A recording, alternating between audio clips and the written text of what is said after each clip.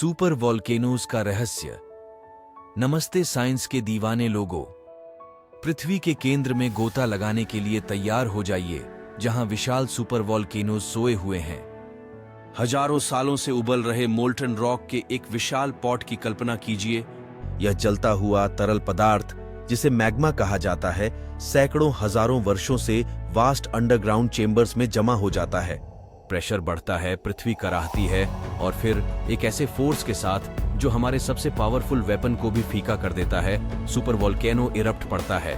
वोल्कानॉइड सभी शेप और साइज में आते हैं, लेकिन अधिकांश दो मुख्य स्रोतों से ईंधन प्राप्त करते हैं: टेक्टोनिक प्लेट्स और मेटल प्लूम। आसान। टेक्टोनिक प्लेट्स पृथ्वी के विशाल टुकड़े लगातार एक दूसरे के खिलाफ ग्राइंड होते हैं। जब वे टकराते हैं तो एक दूसरे के नीचे धकेल दिया जाता है, तीव्र गर्मी के नीचे पिघल जाता है। ये पिघली चट्टान बचने की कोशिश में मैग्मा के रूप में ऊपर उठ सकती है, वॉल्केनोज को फीड करके बड्ढा बनती है। पृथ्वी के अंदर से जलते हुए गर्म चट्टानों के रहस्यमय स्तंभ, जिन्हें मेटल प्लूम कहा जाता है, ऊपर उठते हैं, पृथ्वी की परत को चीरते हुए अप्रत्याशित स्थानों पर वॉल्केनोज बनाते हैं। विस्फोट के विस्फोटक बल को मापने के लिए साइंटिस्ट्स वॉल्केनिक एक्सप्लोसिविटी इंडेक्स का उपयोग करते हैं, जैसे रिक्टर स्केल समान भूकंप के लिए यूज करते हैं। वीईआई वॉल्केनोज से निकाले गए पदार्थ के आधार पर वॉल्केनोज को रैंक करता है।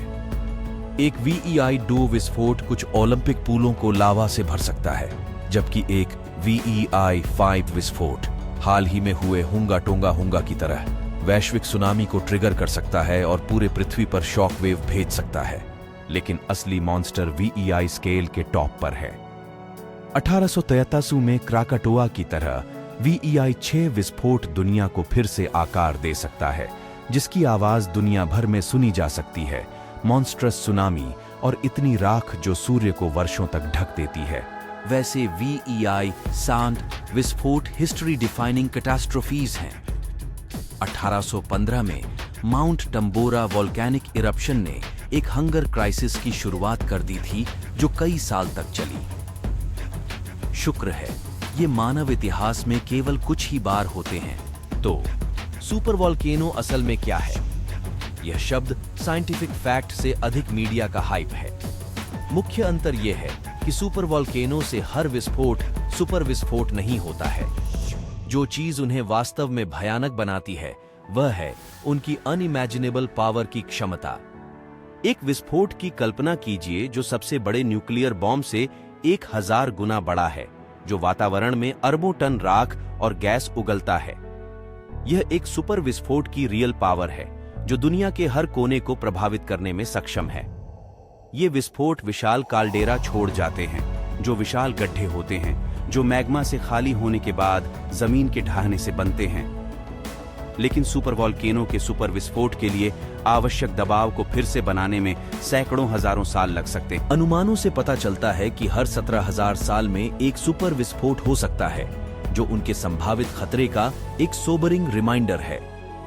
न्यूजीलैंड में 26,500 साल पहले हुए ओरुआनुई विस्फोट एक ज्वलंत उदाहरण के रूप में कार्य करता है। इस विस्फोट ने परिदृश्य को फिर से बदल दिया और दक्षिणी गोलार्ध में अचानक ठंड का दौर शुरू कर दिया। हालांकि 74,000 साल पूरा लेक टोबा विस्फोट एक सच्चा टर्निंग पॉइंट था। इसने दक्षिण एशिया के कुछ हिस्सों को ढकने के लिए पर्याप्त राख उगल दी और वैश्विक तापमान में 4°C की गिरावट को ट्रिगर किया। इस सर्दी ने पृथ्वी को एक दशक के लिए जकड़ लिया हो सकता है। इसके बाद सदियों का सूखा पड़ा। सबसे बड़ी वॉल्केनिक घटनाएं विस्फोट भी नहीं थीं। 250 मिलियन वर्ष पहले साइबेरियन ट्रैप्स लावा का एक निरंतर निर्गमन था, जो लाखों वर्षों तक चला, जिससे महासागरों का तापमान बढ़ गया और मास एक्सटिंक्शन हुआ। शुक्र है, इस तरह की प्रलयकारी घटनाएं अतीत की बात हैं। क्या हमें सुपर वॉल्केनोज से डरना चाहिए? जबकि वे रिस्पेक्ट के पात्र हैं, मीडिया अक्सर विनाश का पिक्चर चित्रित करता है। सबसे प्रसिद्ध सुपर वॉल्केनोज येलोस्टोन फिर से फटेगा, लेकिन सबसे अधिक संभावना है कि एक फुसफुसाहट के साथ, न कि धमाके के साथ। ये विस्फोट, जबकि विनाशकारी हैं, मानवता को खतरा देने की पॉसिबिलिटी नहीं है। अगले कुछ 100 वर्षों में दुनिया खत्म करने वाले VEI 8 विस्फोट की संभावना बहुत कम है। इसके अलावा ये घटनाएं पूरी तरह से आश्चर्य के रूप में सामने नहीं आती हैं। साइंटिस्ट्स मैग्मा चेंबर्स में चेंजेस क्यों मॉनिटर कर सकते हैं, जो इंपॉर्टेंट अलर्ट प्रदान करते हैं। इस कीमती समय का उपयोग संवेदनशील क्षेत्रों को खाली करने और ज्वालामुखी राख से होने वाले क्लाइमेट डिसरप्शन को कम करने के लिए सॉल्यूशन डेवलप करने में किया जा सकता है। हमारा फ्यूचर होल्ड्स प्रॉमिस। इमेजिन कीजिए कि टेक्नोलॉजी हमें सल्फर और राख को रिमूव करने की तकनीक की देती है, जो क्लाइमेट केओस को एलिमिनेट कर देती है। शायद हम इन ज्वलंत राक्षसों के भीतर जमा विशाल वॉल्केनिक एनर्जी का भी सदुपयोग कर सकें। अन्य नेचुरल डिजास्टर्स की तरह हम वॉल्केनिक थ्रेट्स की डिटेक्शन करने, उनके लिए तैयारी करने और उनका जवाब देने की अपनी क्षमता में लगातार सुधार कर रहे हैं। दशकों पहले एस्ट्रॉइड को रिडायरेक्ट करने के लिए एक प्रोब भेजना ड्रीम थी। आज यह एक रियलिटी है। दृढ़ संकल्प और नवीनता के साथ ह्यूमैनिटी सबसे कठिन चुनौतियों का भी सामना कर सकती है।